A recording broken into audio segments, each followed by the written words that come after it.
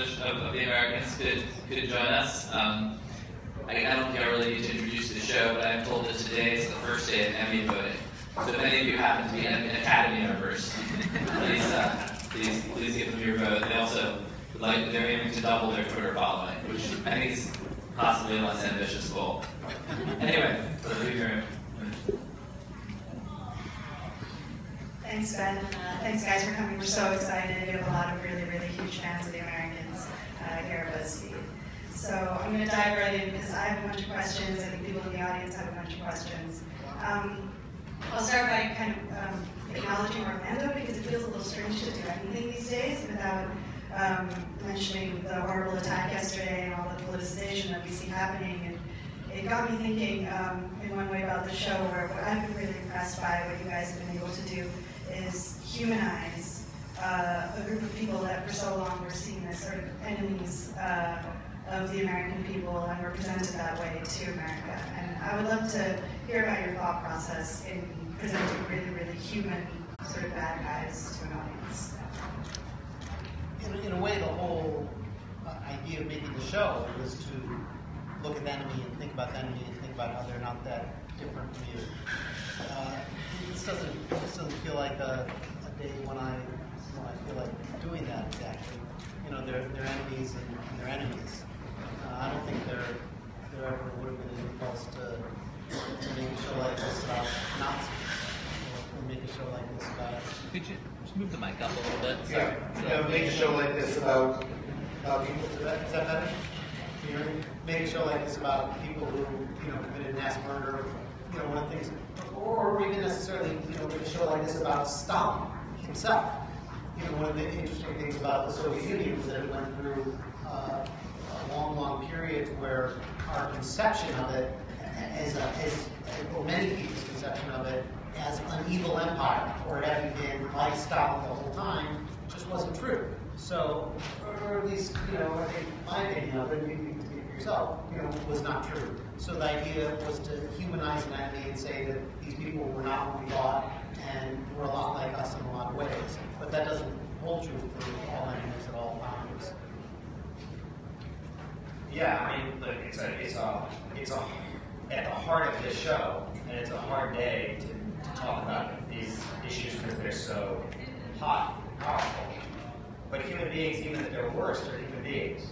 And part of what we're exploring is the human nature of characters on the international stage and of what it's like to be a soldier. It's not about what it's like to be a criminal.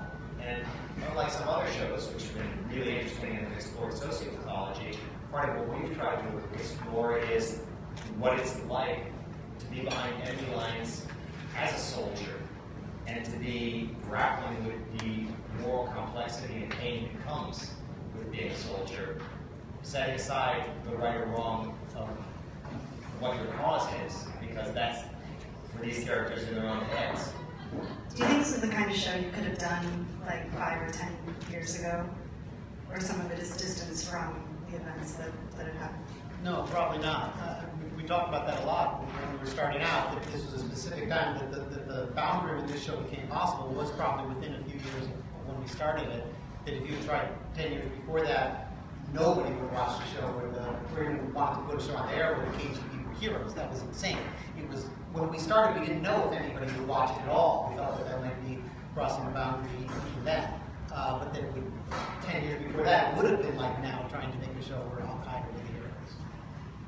And when you watch the show, it's so amazing to think that there aren't really bad guys on the show. It feels like there's good people who do bad things. And I'm wondering if among those good people who do bad things, is there somebody in particular that both of you empathize with and are rooting for? I think I'll have the same answer, which is all. I think when we succeed, we're able to root for all of these characters, and I think what we root for is their humanity. And we root for them to find the good parts of themselves as they struggle with these very hard character choices. I also have my special little thing for Elizabeth, because I feel like everybody's just picking on Elizabeth. Even people who sympathize with Philip and Elizabeth sometimes kind of say, but I don't get her. I feel like she's too strident. I feel like she's the bad one. And he's all Americanized, and he's like nice and soft and cuddly, but what's wrong with her? And so I get very defensive about that. And then I get very, even right now, getting like a little, even though nobody's even said anything, I'm like a little defensive about it. So she's got the extra soft spot in my heart. Where do you think that misunderstanding comes from? I think that she's less expressive emotionally, that she's more held back, that she falls into the way she expresses herself. It's very easy to label her as dogmatic and as ideological. You know, For example, when she drops a car on a guy, you know, that's expressing herself that way. For example. But she look, you know, Philip again, he goes to Est. He talks about his, you know, compared to her, talks about his feelings more, even though not that much. So she just can easily fit into a certain category where you could just say, oh, she's just a communist ideologue. I think her feelings and her ideas are much more sophisticated like that than that, but because of who she is, she's not going to express them or explain them all. I've often wondered if she's often accused of being so cold also because like she's held to a different standard as a woman. You guys have some incredible female characters on the show. And in this season in particular, we saw the departure of two just the most amazing ones, Martha and Eva. So I'm wondering if in the next couple of seasons you guys are going to reintroduce some, or not reintroduce, introduce some new, strong female characters, if that's part of the plan. Well, that's a tricky question to answer without being spoilery. So I'll pick It one. can be spoilery. And liberate people and change society. We risked our lives to do that. We're willing to lie and do that, and we want you to be a part of it. I'm going to ask something about the season finale then. Sorry if anybody hasn't watched it yet. One thing that I walked away from that I didn't quite get is where precisely does Philip's anger come from when he catches Paige making out with Susan's son? Does it have something to do with like imagining what her future, if his role is going to be, or is it something else? Well, I was going to say, anger is so often an expression of fear, and in this case, Philip has a lot to be terrified of.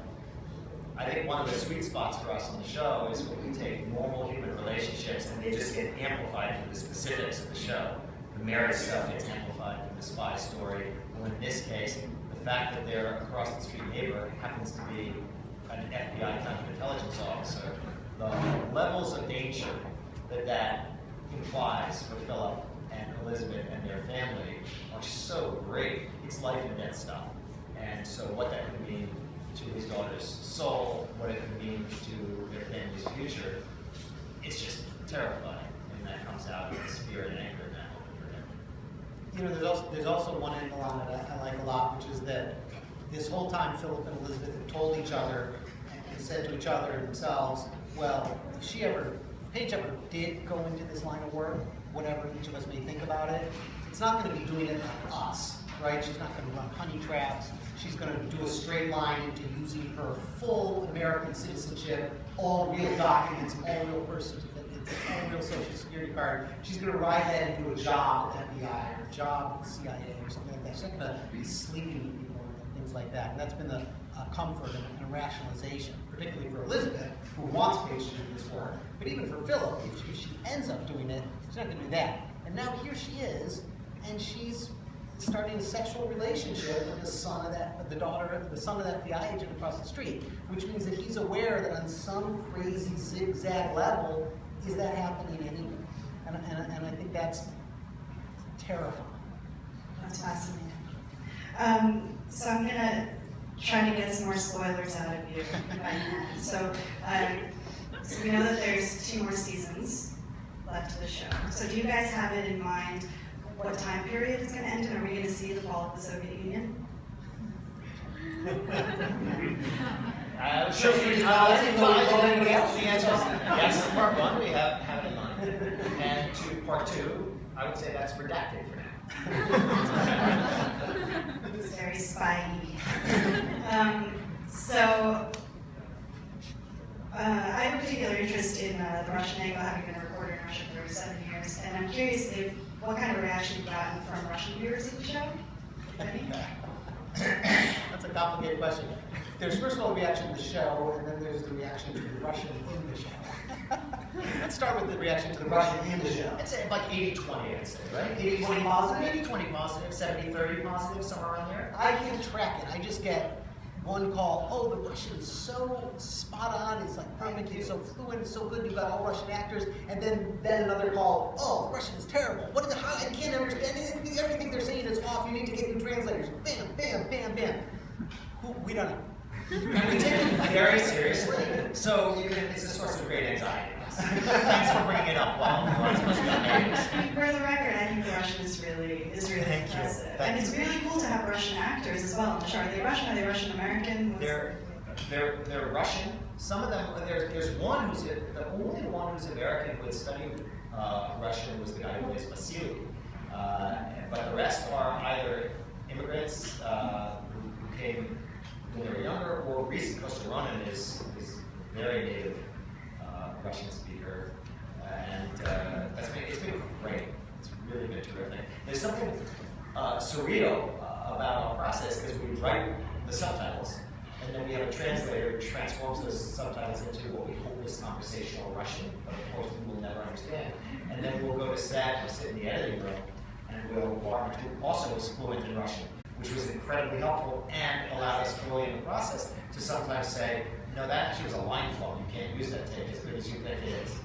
By the way, you think, as we once naively did, that having all native fluent Russian speakers as actors, and then having translators who are completely fluent in both languages, you'd think that would solve the problem, that the Russian would all be fine and everybody would just like it. But somehow, that doesn't do it at all. There's like this old Russian saying that everybody in Russia says, which is just Russian is a very rich language. And I think this is what they mean. People just argue incessantly over it. I'd like to talk a little bit about like the actual creating the atmosphere of the show, and with things like Est, and then the episode about the day after, which was so moving. How do you choose which cultural markers from the 80s to put into the show in order to convey the atmosphere? It generally just comes up through story in different ways. I mean, I still remember when that Est idea about her character, you know, this was early on in the show, it seemed like she just needed something to sort of add depth. She was feeling a little bit flat. Somebody just had this idea, and we immediately glommed onto that and said, that's great, it sort of fit with how we saw her already, and it just seemed like something good. And then it just started, you know, spiraling. They said, well, what if Stan went? Well, what if Philip went? And then it turned into, of course, a very central thing for the show. From the beginning, there had been a sort of a problem with Philip. We weren't going to send Philip to therapy. Right? He wasn't going to be Tony Soprano. And also, all the characters have this problem. They don't, because they're not very psychological and they don't know themselves in certain ways. They don't have anybody to talk to. And any kind of growth, psychological growth for them becomes very problematic for all these reasons. So once this became something for Philip, suddenly he had a kind of outlet for growth. So it became 1,000 times more important for him than it ever was for Sonya. It was interesting to sort of see it grow in that. So it was actually less that here's something that was a cultural marker for that sort of show, and much more character driven than thank God the time period had that thing that we could use. And with the day after, it was so interesting to see a show, an episode live so much around this incredible cultural event. That just spawned the fear of nuclear war in everybody around my age that we live with to this day. But then to have the entire rest of the season be about biological warfare. Did you have that focus on nuclear warfare as a kind of like flag to people, like we know this was the big issue, or what was the thinking and the tension there? I think it was just as simple as knowing from our own experience how huge a cultural event that was. And part of setting the show in the 80s allows you to touch on what life was like back then. And there's some stuff that works incredibly well for the spy story from a practical standpoint. There are no cell phones, so once somebody's off, they're off, and we've got that drama. But there are also just these cultural realities which we don't have, which is that people were bonded by these huge television events, particularly these TV movie events. And that was a big one. And it also spoke to the fact that people at that time were living with this real fear. Joe doesn't remember as much as I do, so we talk about that. But I remember living with that fear of global nuclear destruction at any moment. And it just became, it wasn't as conscious as, oh, we're gonna raise this as something to plant our flag as seemed like part of the truth at the time. And I think that's a big guiding principle for us. We, as crazy as it sounds, for us, we just imagine these now as real characters. And we ask ourselves, well, what would happen with them? And then of what would happen with them, what do we want to show? And if you guys had to choose the most challenging scenes to film and to get the performances out of, what would you say? To get the what out? To get the performances out of the actors, I guess to represent what you've written. What's been the most difficult challenge? It's funny, there are some that are serious collectors, and all those engines are green, and of course when we do a show today, we're going to start with a show where you got cars from the late 70s. You know, those are just, no offense, performance challenges. To me, the things I'm not going to ask you like if she's going to come back, because despite the fact that you want Twitter followers, you're going to dodge it. But if you do want to answer it, please by all means go ahead. But what I'll ask you is she happy wherever she is? First of all, we're going to answer it elliptically on Twitter, utterly inscrutably, sometime in the next 6 months. Oh, yes!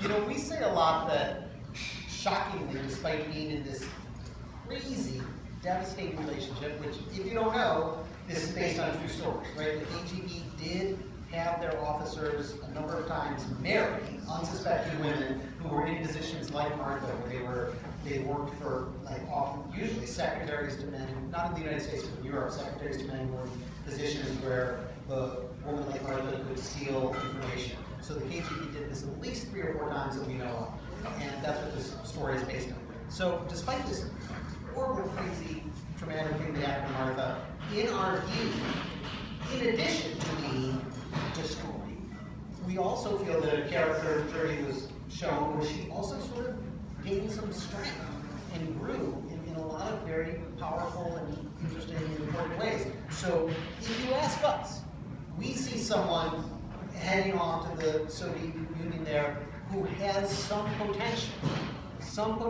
to survive and possibly thrive there. We can't tell you what's going to happen, but we don't. Well, we could tell you, but we're not going to tell you. But I'll tell you something else that's interesting, and you're right, Allison's performance was just extraordinary in a season of brilliant performances. Hers blazed pretty brightly. There was a lot about that story that was really planned from, I'd say, mid-season 1. And we really knew where it was going from about mid-season 1 to breaking season 2. We had figured out what the long arcs of that story were going to be. But I would say one thing that really surprised us was, as that marriage progressed, in order for Philip to work Martha, he was giving her a certain strength. And one thing that did surprise us, or surprised me anyway, was the fact that through that marriage, she started to get stronger as a person. And she started to gain her own agency and her own power. And that, of course, changed the dynamic of the marriage, and it changed the dynamic of who she was at that office. And while we knew what a lot of the plot moves were and some of the big character moves, I think that was something that surprised us. Okay, I could ask like a million more questions, but I know that there might be some from the audience. So, Jason, do we have a mic out there? I'll shout. I got it. I have a tradecraft question. I've always felt personally that actors would be like natural masters at tradecraft and at learning them. Do you guys feel like, did you have to train them? Was it easy? Well, I think there are two sort of different parts to tradecraft, one of which you're alluding to. You know, I tend to just sort of think of it in the reverse of what you're saying, but it's really the same thing. So the reverse of what you're saying is that spies tend to be natural actors. But essentially that's the exact same thing. So people who go into espionage, particularly officers in the intelligence services, are natural actors, right? They can go in any situation and pretend to be anything and do anything. That's part of what they're hired for and part of what they're trained for. Probably more hired for. They probably have that natural ability. So they don't think you can train somebody who doesn't have that sort of fluency.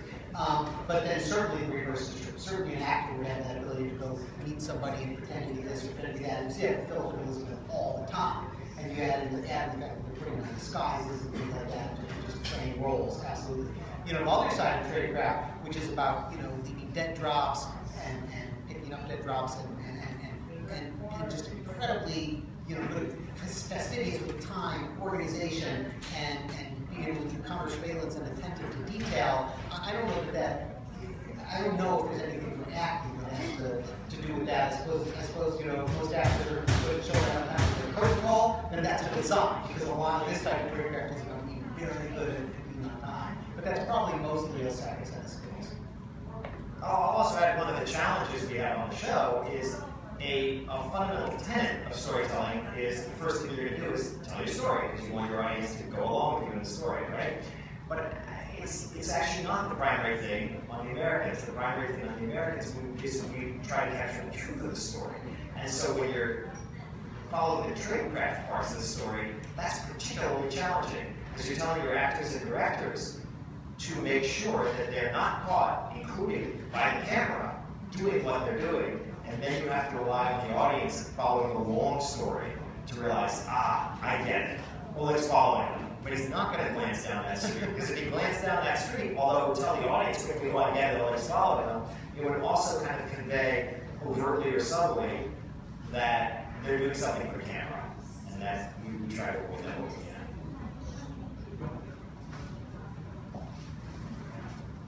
Hi. So there's been a lot of discussion about the deaths of female characters and LGBT characters this season on TV. And a lot of people have held up the way you guys handled Nina's death as sort of a good example of how to handle it. So I'm wondering what you know that other people don't seem to know. Well, we were lucky in that we had the KGB to learn from. Really, that scene followed moment for moment down to the burlap sack, the way that those executions were handled, and it was very shocking, but it was true. I think also we made a decision to follow her story where it led us, and as much as we wanted to find a way to bring that character back to the United States, we really knew when she got on that plane a couple seasons ago, there would be no way for her to come back. Her story actually, I think, wound up getting expanded as we discovered that character of Anton, because that was the character who we really had written to appear in those 2 episodes in season 2, I believe it was. But the performance was so powerful, the actor was so moving, we realized that we could tell a longer story with him and Nina in the Soviet Union later. One thing I think Miriam and I were talking about before, but is DC was a very black city, and obviously there's a lot of conversation about diversity on TV. There's a range of black characters in the show, and I guess I wonder if, again, is that something that flowed naturally out of history? I'm fascinated by the kind of black radical KGB subplot early on. Was that a real character, or is that something you thought about? That came very much from a really fascinating history around these issues. We talk a lot about the fact that, our sort of sadness about the premature death of that character. That would have been a great character to keep around for the run of this show for a lot of reasons. There are a couple characters from season 1 that we would like to resuscitate. He's number 1. But so the KGB had a lot of things that they didn't understand about America. And we always sort of have this tension about it, because to sort of fully explore the depths of the misunderstanding might make them kind of look stupid in a way we don't want to do, because it sort of undermine our main characters. But also it's kind of interesting. And in this case, the KGB believed at the time that American blacks were so mistreated in the United States that they were necessarily going to be extremely open in an incredible array of circumstances to recruitment as intelligence operatives.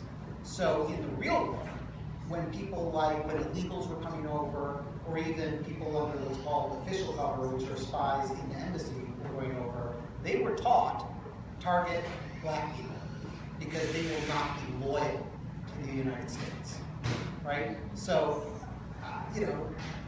this was really interesting way that they fought, because it didn't come from living in the United States or understanding the United States. It came from their own, sort of misconceptions and ideas.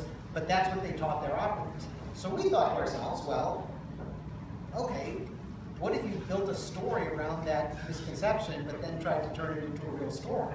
Because there's no reason you couldn't actually hit on the character who they were going to recruit. And we got the character of Gregory out. So again, unfortunately, he died before we got to sort of fully explore where that would go. But the really interesting thing for us was to say, what if Elizabeth fell in love with that guy? What if Elizabeth fell in love with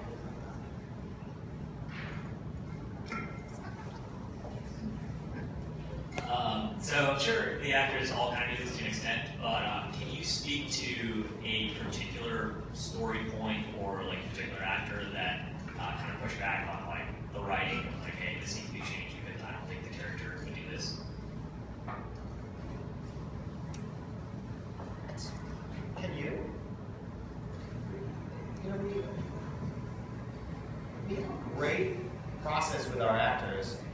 I think this season we finally said in the conversation with Matt and Reese that there's some sort of magical alchemy, because on other shows I've had experiences where there's been a lot of pushback and a lot of debate. In this case, there's just a lot of mutual trust, and where there's stuff that's not clear, one or more will come in or call us over and we can talk through our intent. Usually it's about talking through our intent. Sometimes we'll discover that we've been unclear in expressing our intent, and that'll lead to a rewrite. But usually it's about clarifying, discussing, and seeing how that unfolds. And as I said earlier, one of the things that we love is that we want them to bring their own interpretations of the character to bear through their performance. And it's always wonderful when we get those surprises and subtleties. Hi. You mentioned a lot of things that are hyper-specific to the way that the KGB actually did things, and I was just curious what your research process is like. Well, there are a number of things. I'll mention one in particular. I mean, first of all, after the collapse of the Soviet Union, a lot of former KGB officers wrote memoirs, and these books are great. And in a way, one of the things revealed in these books, so the whole subject of who's the enemy, are they really any different from us? Revealed in these books are KGB officers who seem just like CIA officers, just sort of normal guys and guys you'd want to have lunch with, and the opposite of any kind of nefarious enemy. But then there's also something very specific called the Mitrokhin Archive, which is a guy named Mitrokhin who was, and this is pretty hard to believe, but he was the KGB archivist, meaning he got the job of organizing the entire KGB archive and moving it to their new location in the suburbs. And it's just whichever law this is, the guy you give that job to is going to steal the entire archive and smuggle it to the West. That's just what's going to happen. You should just execute that guy the second you give him the job. You're hired for the job. I mean, that's the only way to protect yourself. So that's what he did. Over like the 10 years that he was moving the archive, he copied it all as he was moving it. He locked himself and copied it the tiny little cards, fold them up, put it in his pocket, take it out to his summer dacha, and after 10 years, he escaped to the West with it. So the West has, and most of it has been published, the whole archive of the KGB, including most of the history of the illegals programs. Philip and Elizabeth technically were called illegals. So we're able to look back. That's how we know the stuff I was saying about Martha. That all comes out of the Mitrokhin Archive, and we just have a huge amount of information that is available to us for this.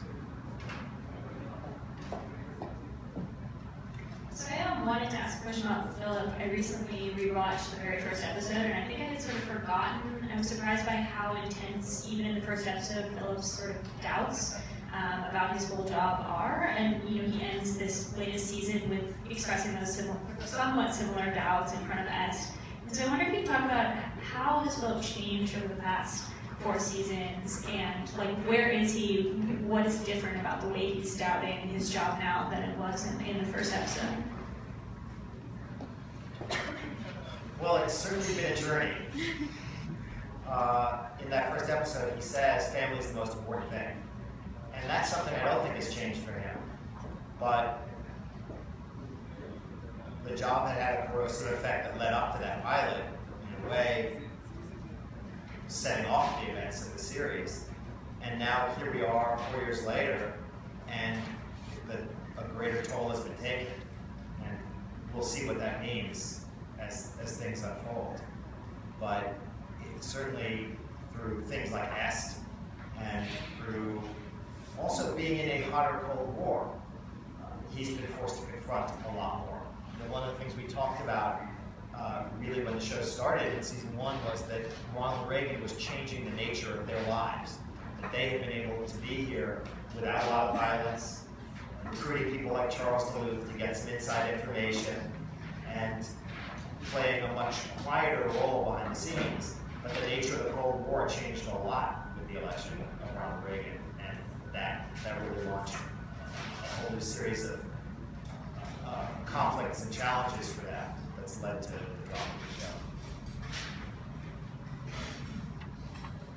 Hey, so Henry's been in his room a lot this season. And I was wondering if that was always the plan to have kind of be supporting, or if as Paige kind of became more central to the story, if it kind of just was a natural, oh, well, this person's definitely the central part of the story, and we need to sidelight this, keep sending him to his room so he doesn't hear the conversations between her and her parents. What if there are plans for him in the next couple seasons? I think it's closer to the second thing you described. A lot of television is improvisation. You really discover where you're going as you go. And as you said, although a lot of the sort of specific things that have happened with Paige, we knew were going to happen, but we didn't really know when. And I think even more important, we didn't really know how much story space they were going to take up. I think that's been a surprise.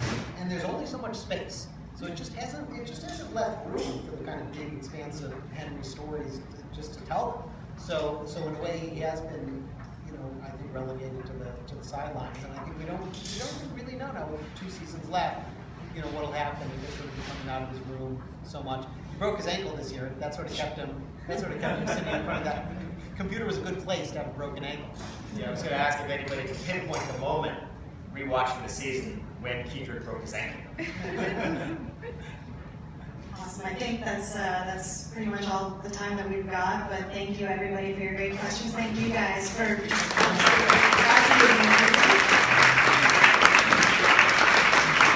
excited to see how the next 2 seasons go. Thank you so much. Thanks, everybody.